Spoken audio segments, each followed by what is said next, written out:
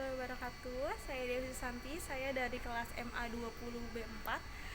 Di sini saya akan mempresentasikan atau menarik kesimpulan tentang perbedaan antara manajemen syariah dan manajemen konvensional di mata kuliah manajemen syariah. Perbedaan antara manajemen konvensional dan manajemen syariah. Semua orang telah mengetahui bahwa prinsip-prinsip ekonomi pada umumnya dan manajemen pada khususnya selalu mengagungkan perolehan hasil sebesar-besarnya dengan kerja sekecil-kecilnya.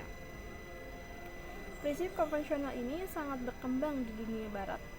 Islam tidak menentang prinsip tersebut, tetapi malah ikut mendorong prinsip tersebut. Masalahnya adalah manajemen syariah hanya menambahkan rambu-rambu penerapannya saja agar tidak hanya ditunjukkan untuk perolehan hasil di dunia saja, tetapi juga dibarengi dengan perolehan hasil untuk di akhirat. Ada dua pandangan Islam dalam melihat harta. Yang pertama itu sebagai suatu hak kepemilikan sesama manusia, Islam sangat menghargainya.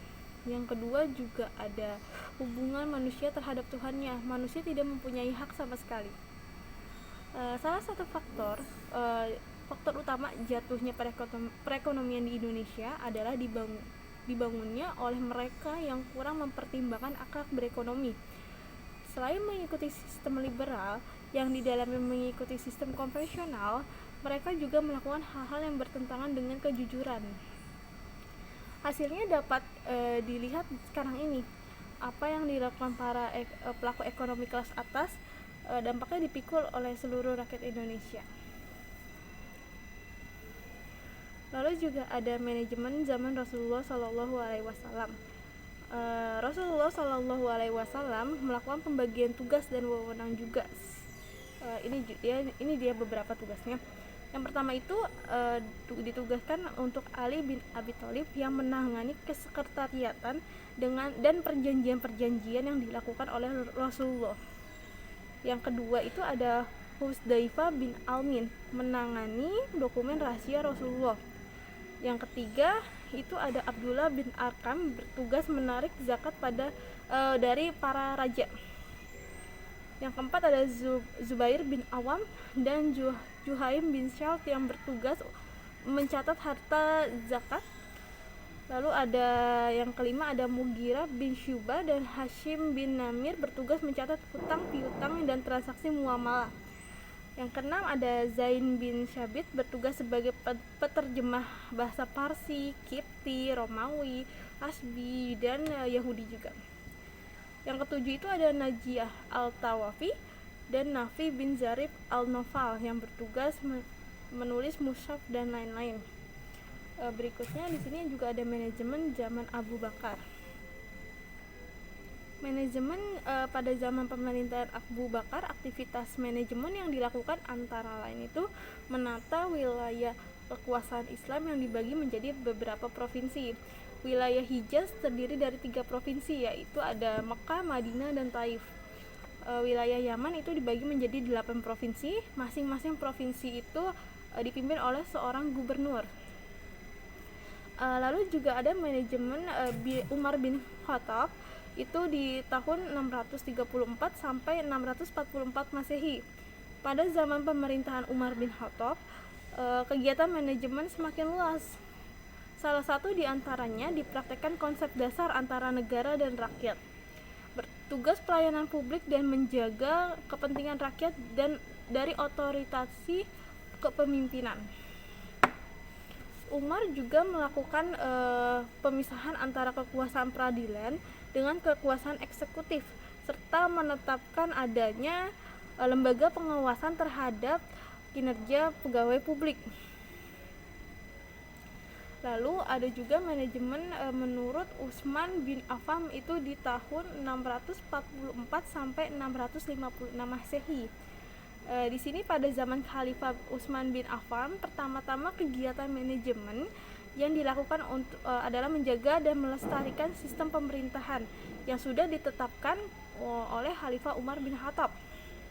Lalu ada Khalifah Utsman itu lebih mengakomodir keinginan rakyatnya ketika mereka meminta mencopot dan melengsarkan kepemimpinan mereka. paling tidak ada 3 gubernur yang dilengsirkan atas permintaan rakyatnya. Lalu juga ada manajemen menurut Ali bin Abi Thalib itu di tahun 656 sampai 661 Masehi. Pada zaman Khalifah Ali bin Abi Thalib, kegiatan manajemen yang menonjol dilakukannya adalah memilih gubernur yang sangat selektif. Begitu juga mereka dalam mengangkat pegawainya.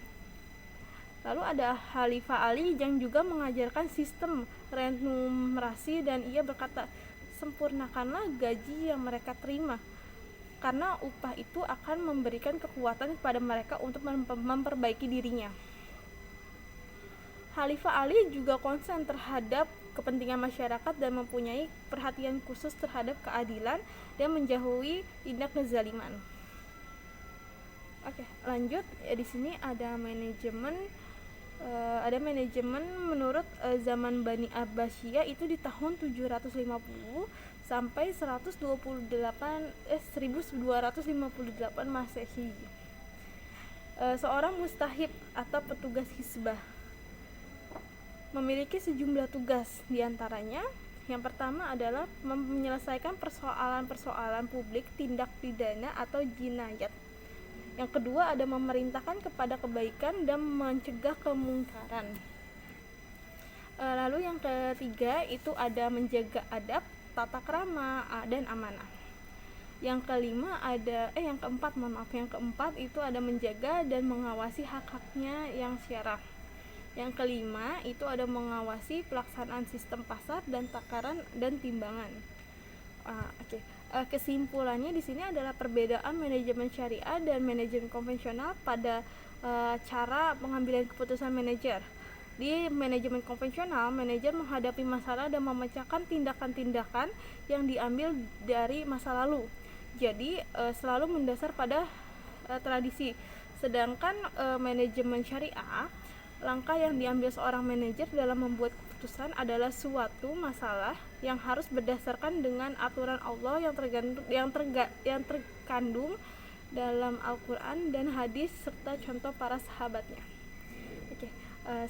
Sekian itu presentasi dari saya, Arif Susanti. Mohon maaf jika ada kata-kata yang kurang berkenan atau yang salah, mohon dimaafkan.